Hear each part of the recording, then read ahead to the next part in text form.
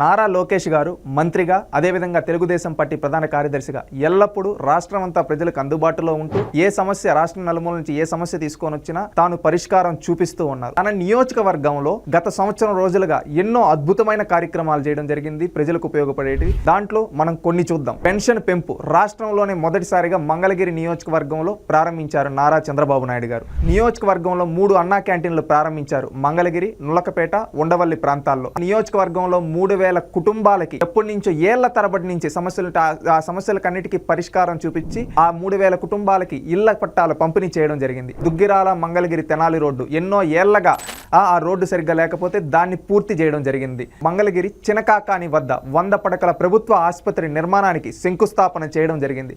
923 కోట్లతో ఎంటీఎంఎస్సి పరిధిలో under ground drainage పనులు డిపిఆర్లు సిద్ధం చేయడం జరిగింది. Mangalagiri Nidamarru railway over bridge నిర్మాణానికి తొలి అడుగులు వేయడం జరిగింది. పెద్ద వడ్లపొడి హై లెవెల్ కెనాల్ ఎత్తిపోతల పథకం పూర్తవగా త్వరలో లోకేష్ గారు లాంఛనంగా దీన్ని ప్రారంభిస్తారు. నియోజకవర్గంలో అకాల వర్షాల వల్ల దెబ్బతిన్న చేనేత కుటుంబాలకు 25,000 రూపాయల ఆర్థిక సాయం చేయడం జరిగింది. మగ్గాలు ఉన్న నేతన్న కుటుంబాలకు 200 యూనిట్లు ఉచిత విద్యుత్ అందజేస్తున్నారు.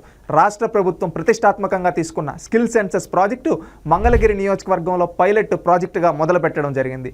స్వర్ణకార కార్పొరేషన్ ఏర్పాటు, స్వర్ణకారుల కార్పొరేషన్ ఏర్పాటు ద్వారా మంగళగిరి ప్రజలకు ఎంతో మేలు జరిగింది. మంగళగిరిని ఒక గోల్డెన్ హబ్ గా తయారు చేయడానికి పునాది వేయడం జరిగింది. తాడేపల్లి మహానాడులో రిటైనింగ్ వాల్ నిర్మాణానికి శ్రీకారం చుట్టడం జరిగింది. నిడమర్రులో దేశం గర్వించే మోడల్ స్కూల్ పనులకు శ్రీకారం చుట్టడం జరిగింది.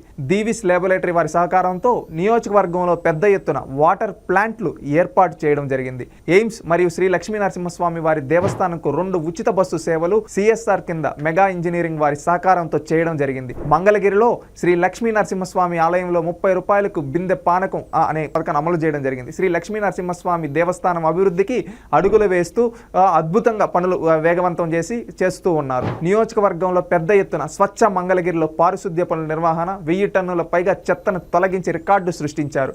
మంగళగిరిలో శ్రీ లక్ష్మీ నరసింహస్వామి కాలనీలో పార్కు నిర్మాణం చేపట్టడం జరిగింది. మంగళగిరిలో టిట్కోలో మెగా పార్క్ నిర్మాణానికి పనులు ప్రారంభించడం జరిగింది. రేవేంద్రపాడు శృంగారపురం రోడ్డు పనులు పూర్తి చేయడం జరిగింది. చిలువుగా కంటంరాజు కొండూరు రోడ్డు పనులను ప్రారంభించడం జరిగింది. దుగ్గిరాల ఈమని రోడ్డు పనులు ప్రారంభించడం జరిగింది. దుగ్గిరాల మండలంలో పెద్ద ఎత్తున డొంక రోడ్డు పనులు పూర్తి చేయడం జరిగింది. నియోజకవర్గంలో పెద్ద ఎత్తున సిమెంట్ రోడ్లు నిర్మాణం చేయడం జరిగింది. 4 వరుసల రహదారిగా మంగళగిరి తెనాలి నారాకోడు రోడ్డు పనులను త్వరలో మొదలు పెట్టనున్నారు. నియోజకవర్గంలో శ్మశాన వాటికలకు ప్రహారీ గోడ నిర్మాణం పనులు ప్రారంభించడం జరిగింది. నియోజకవర్గంలో కమ్యూనిటీ హాల్ నిర్మాణానికి శ్రీకారం చుట్టడం జరిగింది. నియోజకవర్గంలోని మహిళలకు కుట్టు మిషన్ల శిక్షణకు సచివాలయాల వారీగా దరఖాస్తులు స్వీకరించి నియోజకవర్గంలో కుట్టు మిషన్ శిక్షణా కేంద్రాలు ఏర్పాటు చేయడం జరిగింది. ఇలా చెప్పుకుంటూ పోతే రోజులు అన్ని అద్భుతమైన కార్యక్రమాలు గత సంవత్సరం రోజుల్లో మంగళగిరి నియోజకవర్గ ప్రజలకు నారా లోకేష్ గారు చేయడం జరిగింది. మంగళగిరి నియోజకవర్గాన్ని రాష్ట్రంలోనే నెంబర్ 1 నియోజకవర్గంగా ఉంచడం కోసం తాను మంత్రిగా పార్టీ బాధ్యతలను చూసుకుంటూ నియోజకవర్గ అభివృద్ధి ఎక్కడా లోటు లేకుండా నెంబర్ 1గా మంగళగిరి నియోజకవర్గాన్ని తయారు చేశారు. 30 ఏళ్ల నుంచి గెలవ నియోజకవర్గంలో రికార్డు మెజారిటీతో గెలిచి రికార్డు స్థాయిలో గత సంవత్సరం రోజుల్లో అభివృద్ధి కార్యక్రమాలని చేసి చూపించడం జరిగింది. ఎమ్మెల్యే అంటే ఇలా ఉండాలి అని చెప్పి చేసి చూపించారు. ప్రజా దర్బార్లు కావచ్చు, సిఎంఆర్ రిలీఫ్ ఫండ్లు కావచ్చు, ఇలా చూపుకుంటే ఎన్నో కార్యక్రమాలు చేసి ద బెస్ట్ ఎమ్మెల్యేగా నారా లోకేష్ గారు నిలవడం జరిగింది.